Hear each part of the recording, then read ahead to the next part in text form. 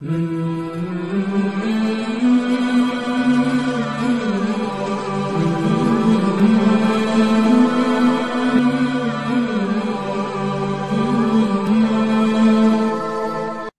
Number 18 मद्दात। तो मद्दात जो है वो मद की जमा है, जिसका मतलब है किसी चीज को लंबा करना, खींचना और दराज करना। कुरान मजीद में कुछ हरूफ लंबे होते हैं और कुछ हरूफ जो हैं वो बिल्कुल छोटे करके पढ़े जाते हैं।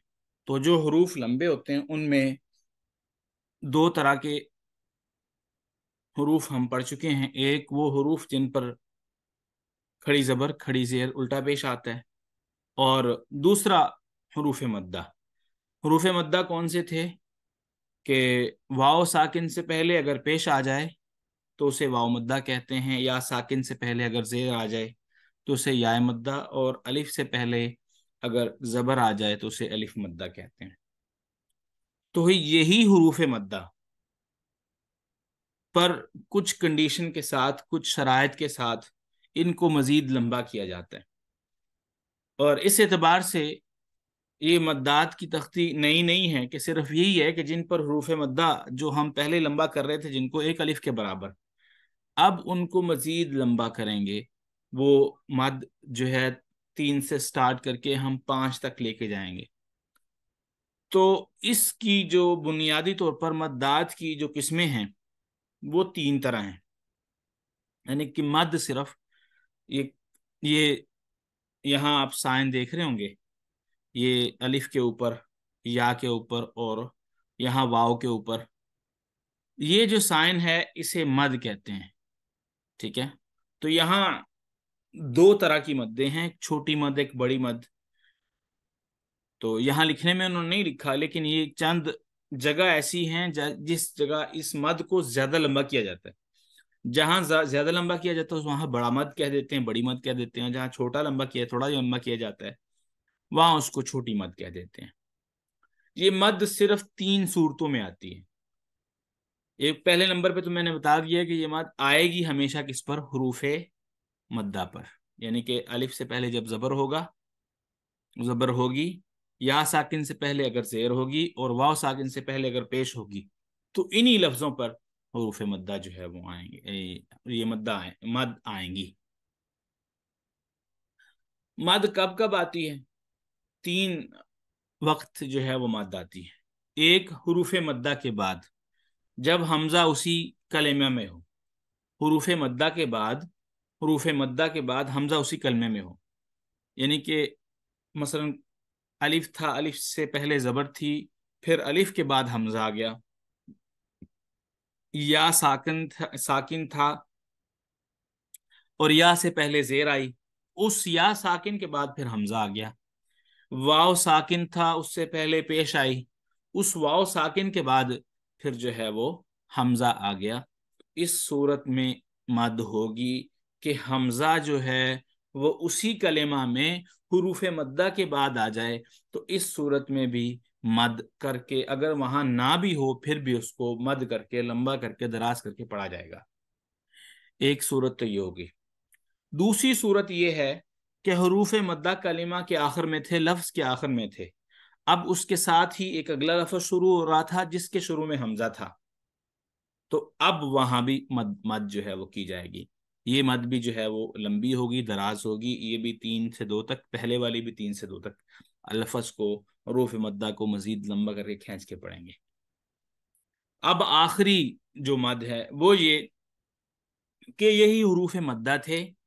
हरूफ मद्दा के बाद हमजा नहीं आया, लेकिन एक ऐसा लफ्ज आ गया जिसके ऊपर शद थी, शद। तो हरूफ मद्दा के बाद शद वाला लफ्ज आ गया। तो ये तीसरी सूरत थी, जब हरूफ मद्दा के बाद शद वाला लफ्ज आएगा तो फिर भी वो लफ्ज लंबा होगा। अब पहली जो मद है इसे मद वाजिब कहते हैं। यानी कि ये मद जो है इसे लंबा करना जरूरी होता है जो हमजा उसी कलमा में हो, तो हरूफ मद्दा के बाद हमजा उसी कलमा में हो। अच्छा, इसका एक और नाम ये बता दूं ताकि आपको कभी भी अगर सामने आए तो वो मुश्किल ना हो। जब मद उसी कलेमा में हो, हरूफ मद्दा کے بعد حمزہ اسی کلمہ میں ہو، یعنی کہ اسی کلمہ میں مد ہوگی، جب حروف مدہ کے بعد حمزہ آ جائے گا تو اس صورت میں اس مد کو مد متصل بھی کہتے ہیں، یعنی کہ ملی ہوئی مد بھی کہتے ہیں۔ نمبر 2 پہ حروف مدہ آ جائے اور حروف مدہ کے بعد حمزہ کسی اور کلمہ میں ہو تو اس کو مد منفصل کہتے ہیں، یعنی کہ جدا ہو کر آنے والی مد۔ تو یہ 3 صورتیں میں نے آپ کے سامنے رکھی۔ پہلی صورت یہ کہ حمزہ اسی کلمہ میں حروف مدہ کے بعد آئے، تو اس صورت میں بھی وہ اس پر مد آئے گی، حروف مدہ لمبا کر کے دراز کر کے پڑھے جائیں گے، 3 سے لے کے 2 سے لے کے 3 تک، یا اس طرح ہی جو ہے وہ 4 تک عمومی طور پر۔ پھر جو ہے اس کے بعد جو آخری جو ہے، یعنی کہ جب حروف مدہ کے بعد اگلے کلمہ جو ہے وہ مشدد ہو، اس صورت میں جو لفظ ہے وہ 5 تک بھی دراز کر کے پڑھا جاتا ہے، زیادہ سے زیادہ یعنی کہ جو دراز کیا جاتا ہے وہ صرف 5 تک دراز کیا جاتا ہے لفظ کو۔ تو اب اس کے بعد جو درمیان والا ہے وہ یہ کہ حروف مدہ کے بعد حمزہ جو ہے وہ اگلے کلمہ میں۔ تو امید ہے کہ آپ کو یہ خلاصہ اب سمجھ آ گیا ہوگا۔ پھر انشاءاللہ اب آ کے ہم اس کو پڑھتے ہیں۔ تو قاعدہ نمبر 1 ہے حروف مدہ کے بعد اگر حمزہ اسی کلمہ میں ہو تو اسے مد واجب کہتے ہیں، جس کو ہم نے کہا مد متصل بھی کہتے ہیں۔ اس کی مقدار 2 سے 3 الف ہے، جیسے جاء، جاء، یہاں پہ اس نے ڈاٹ لگائے ہوئے ہیں کہ آپ اس اعتبار سے جاء اندازہ لگا لیں کہ یہاں تک آپ نے اس کو کھینچنا ہے۔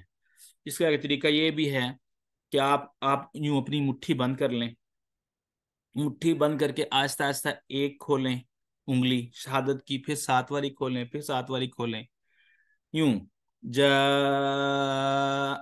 جب تینوں انگلیاں کھل جائیں سمجھیں آپ کا 3 جو ہیں، یوں فوراً نہیں کھولنی، یوں بس آرام سے کھولنا ہے۔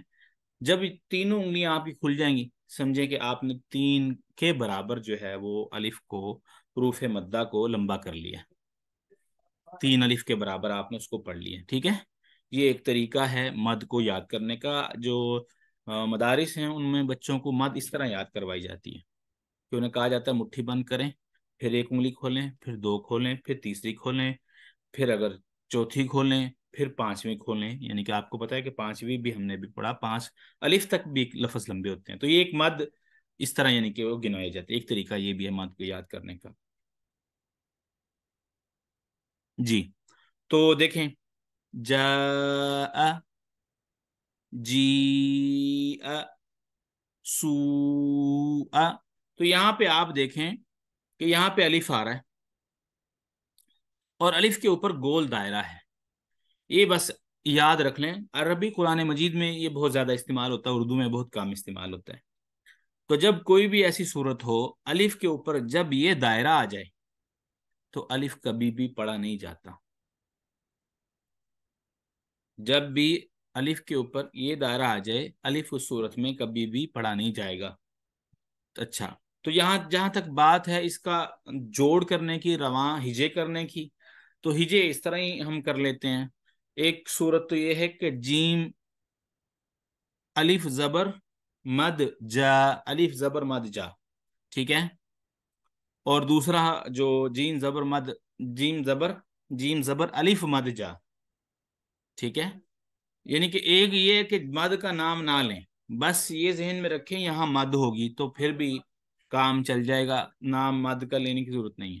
دوسری صورت یہ ہے کہ جیم زبر الف مد جا، جیم زبر الف مد جا، حمزہ زبر آ، جا، اور جیم یا زیر مد، جیم یا زیر مد جی، حمزہ زبر آ، جی آ، اس کی ایک صورت یہ ہے۔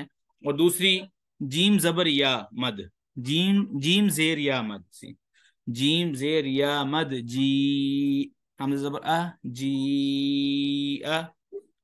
اچھا، سین واو پیش مد سو، یا پھر سین پیش واو مد سو، حمزہ زبر آ، سو آ، حمزہ واو زبر او، لام زیر لی، او لی، یا زبر الف مد یا، اولیاء، حمزہ زبر اولیاء، دال پیش دو، عین زبر الف مد حمزہ زیر ای، دعائی،